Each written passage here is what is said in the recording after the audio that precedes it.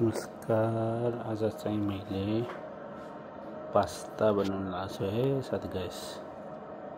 यो हो salad pasta हो। यो सलाद पास्ता हो। यो चाहिँ पास्तालाई चाहिँ मैले मजाले बोइल गरेँ अनि चाहिँ यो ओइलिभ हालेको छु यहाँ। अनि यो स्वीट कर्न हो। यो यसलाई मैले केही बेर बोइल गरिदिन्छु स्वीट कर्नलाई, देख्न सक्नुहुन्छ। यसमा चाहिँ मैले वाटर हालेको छु। यसलाई हामीलाई छिटो छिटो बनाउन छ। हेर्नुहोस् है, चाहिँ स्वीट कर्न चाहिँ यो फ्रोजन हो गाइस। यहाँ फ्रेस मिल्दैन, यो फ्रोजन हो। फ्रोजन भएन एकदम मिठो हुन्छ गाइस। देख्न सक्नुहुन्छ यहाँ चाहिँ यो स्यान्डविच पनि बनिराखेको छ यहाँ हैन। यसको रेसिपी त छैन गाइस।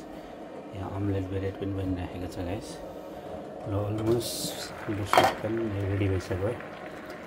धेरै होइन, धेरै पकाउने होइन थोरै 2-3 मिनट मैले पकाएँ, राम्ररी पाकिराखेको छ। अब चाहिँ यसलाई चाहिँ यसको पानीमा हालिदिन्छु, फ्याँकिदिन्छु। ल मैले चाहिँ यसको चाहिँ मैले पाकेँ। चाहिँ यो रहेको छ गाइस, हेर्नुहोस् है, यो रहेको छ है। यो मसला हेर्नुहोस् यहाँसित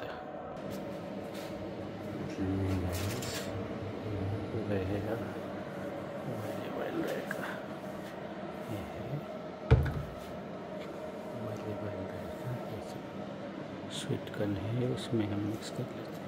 मिक्स करने इस मिक्स करेगा अवस्था।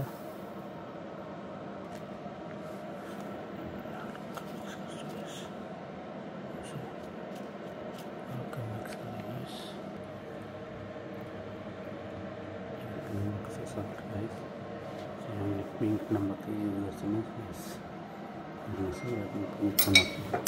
हेल्थको लागि धेरै राम्रो हुन्छ। यसमा चाहिँ म अलिभ ओइल पनि मिक्स गर्न गएँ गाइस।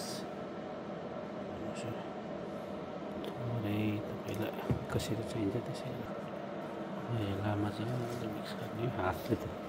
हातले पनि मिक्स गर्न सक्नुहुन्छ गाइस। तपाईँहरूले हात पनि मिक्स गर्न सक्नुहुन्छ गाइस। हात सफा गरेर ग्लोभ्स लगाएर पनि गर्न सक्नुहुन्छ गाइस।